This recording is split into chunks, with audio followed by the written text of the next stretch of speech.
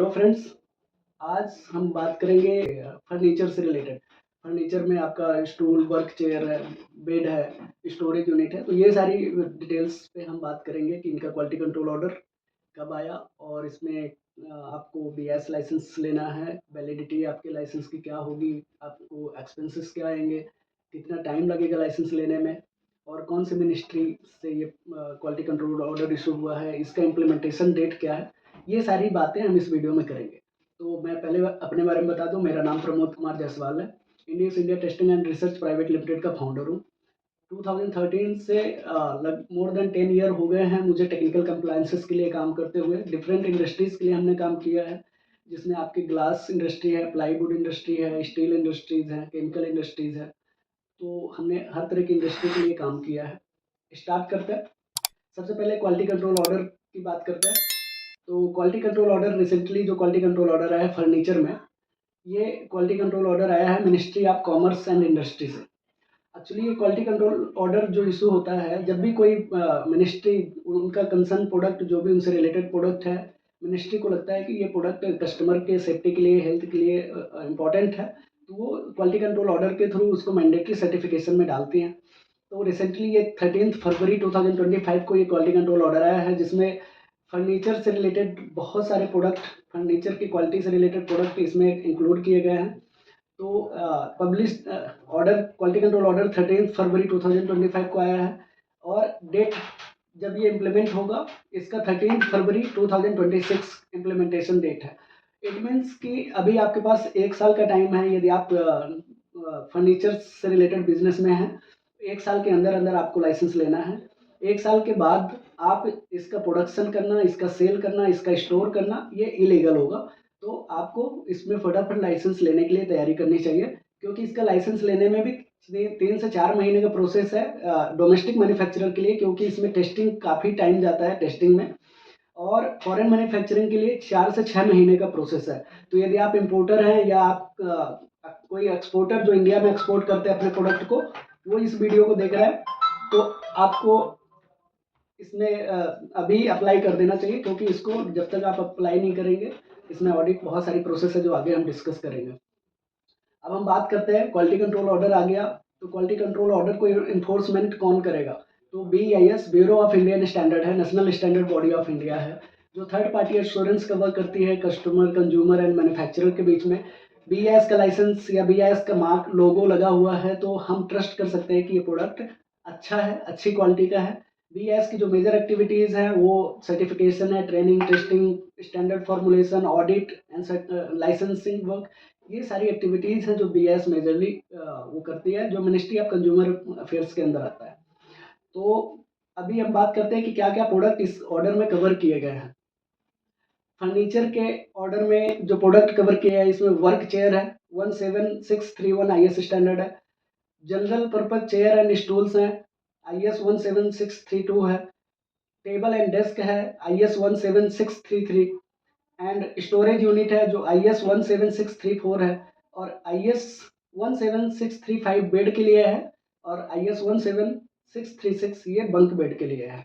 तो ये स्टैंडर्ड्स हैं जो कवर किए गए हैं। अब हम बात करते हैं एलिजिबिलिटी क्राइटेरिया की। तो कौन से लोग हैं जो इसको लाइसेंस ले सकते हैं? क्योंकि इस वीडियो को हो सकता है कि कुछ मैन्युफैक्चरर देख रहे हो, कुछ ट्रेडर्स देख रहे हैं, हो सकता है कुछ इंपोर्टर देख रहे हैं।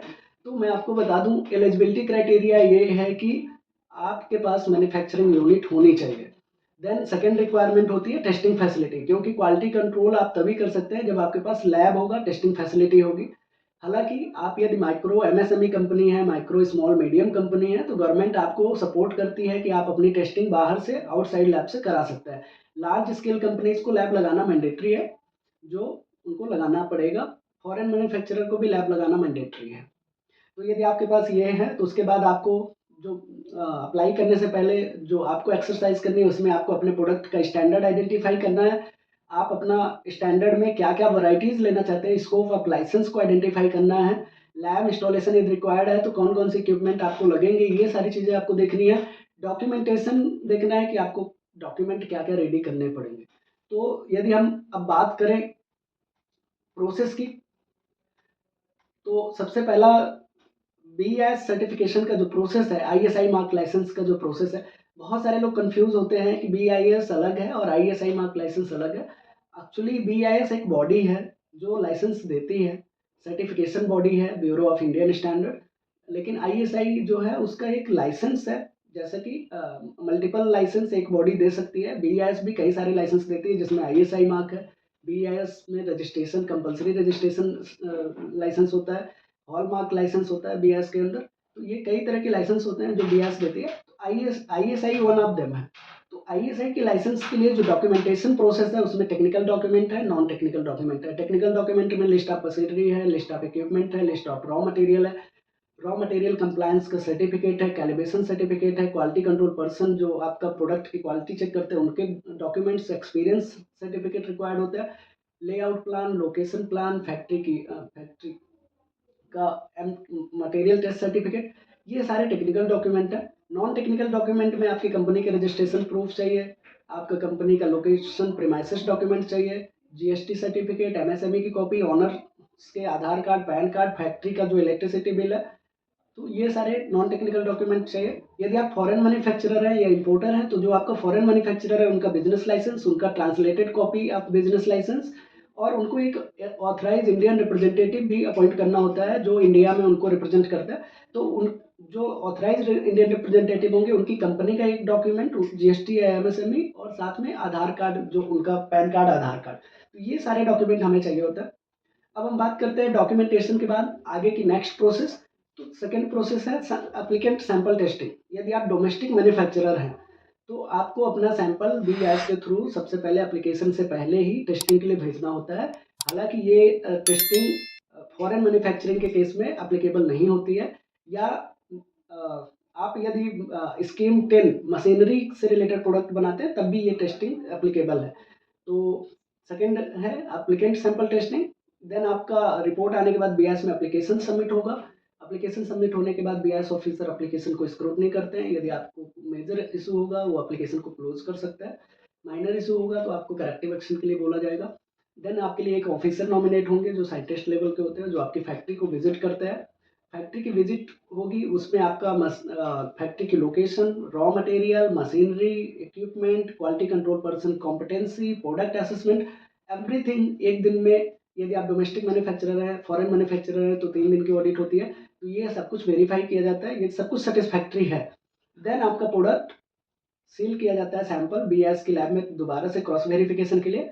अब मैंने बताया कि आप डोमेस्टिक मैन्युफैक्चरर हैं तो आपने एप्लीकेंट सैंपल टेस्ट कराया था, तो ऑडिट के बाद 5-6 दिन में आपको लाइसेंस मिल जाएगा।